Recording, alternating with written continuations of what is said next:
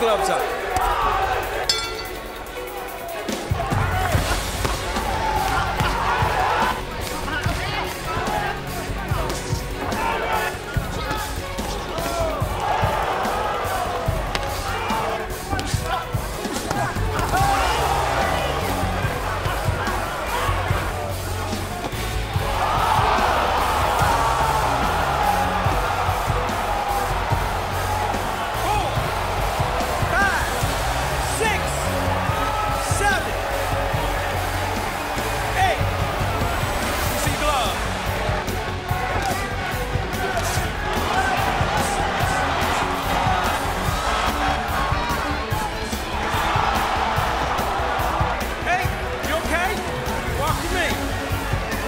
That was a hell of a performance he did against Saddam Ali and against Timothy Bradley. And if it wasn't that controversy at the end with those final seconds, you know, well, the question was, would Timothy Bradley have survived?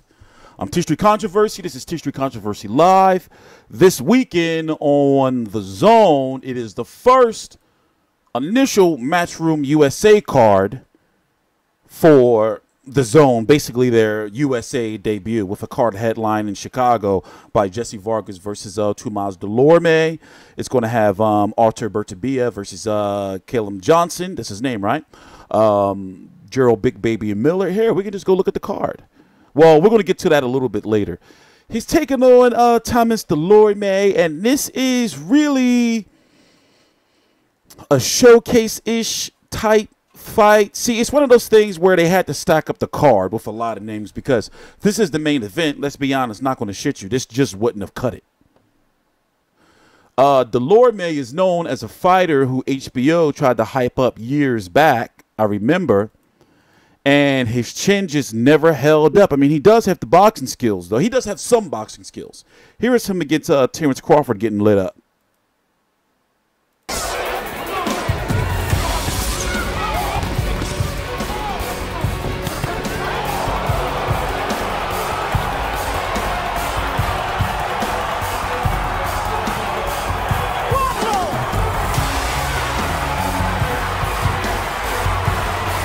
Now, obviously, Jesse Vargas is no Terrence Crawford.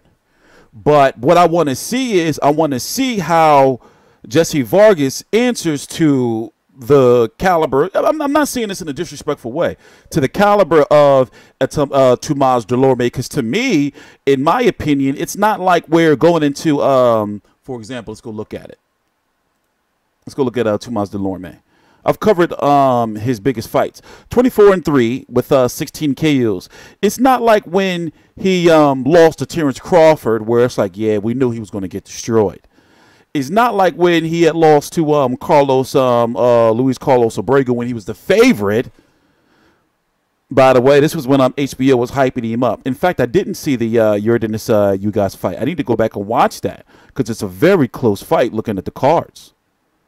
And Yordenis Ugas right now is going to be ordered to fight the winner of Jesse Vargas versus Tomas Dulorme to be the mandatory for WBC 147-pound champion Sean Porter, who defeated Danny Garcia. So right now it's 11:12 a.m. Eastern Standard Time, September the 2nd, 2018, Tuesday. The Wilder versus Fury press conference in New York is going to be starting in about an hour and a half. Like I said, this fight is taking place over on the Zone this Saturday. I'm sure you've heard about the Zone. It's the $9.99 new sports streaming app service here in the States. You know, so they're trying to make their splash here in the States. They had Anthony Joshua versus Alexander Povetkin, Bellator. You know, I've watched everything on there so far in regards to boxing and MMA.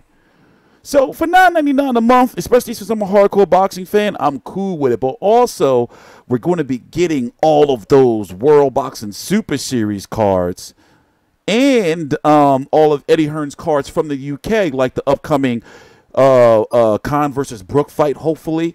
The upcoming White versus Chisora 2 fight, hopefully. If that goes through, we're definitely getting Bellew versus Usyk, and, you know, Usyk versus Bellew, and so on and so on. So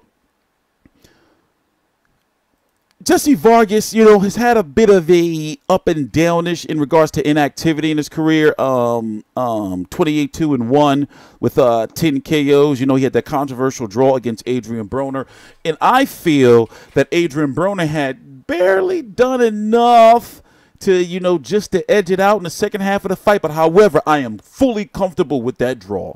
I am completely, fully comfortable with it. You know, Jesse Vargas was a bit timid going in on the inside against Adrian Broner.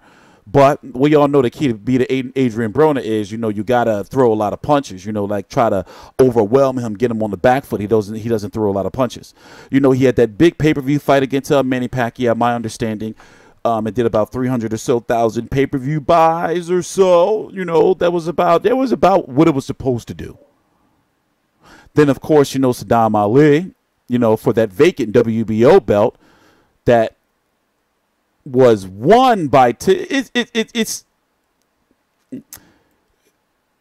belt was involved with Pacquiao and Timothy Bradley for the longest. So when he fought Saddam Ali, it was vacant because Timothy Bradley basically was on. He retired. You know, he was on his way to retiring because of you know, the damage he was taking, and his fight style had changed. He was going in there trying to be a brawler when he was a fighter, and for a guy at that point in time who had only had 9 knockouts, right, 9 knockouts at that time, people didn't think he would be able to do that much damage as he did to Timothy Bradley. So there's still a question of the power of a Jesse Vargas at 147 pounds.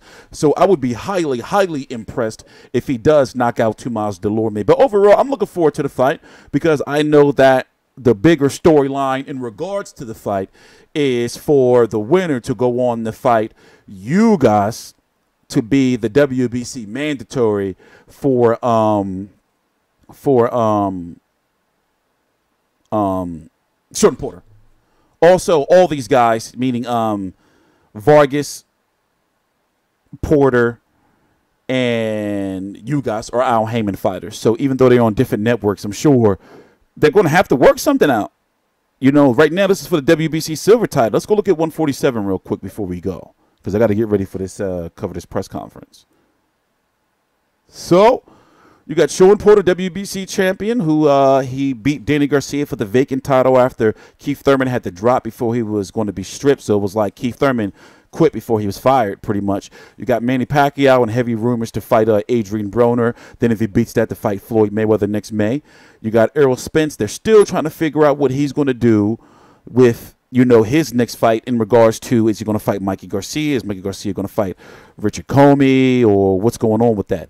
Terrence Crawford's taking on Jose Benavidez October the 13th, Top Rank on ESPN. I'm going to be covering that. How you looking forward to that fight? And we're still waiting on what Keith Thurman's going to do. You know, rumors are that he may end up on the undercard of Wilder versus Fury in his comeback fight against Jose Zito Lopez. There was rumors of him versus motherfucking Zab Judah, but I didn't believe that shit. Fuck that. Anyway, please subscribe. Links to my social media right down below in the description box. I'm TstreeT Controversy. This is TstreeT Controversy Live.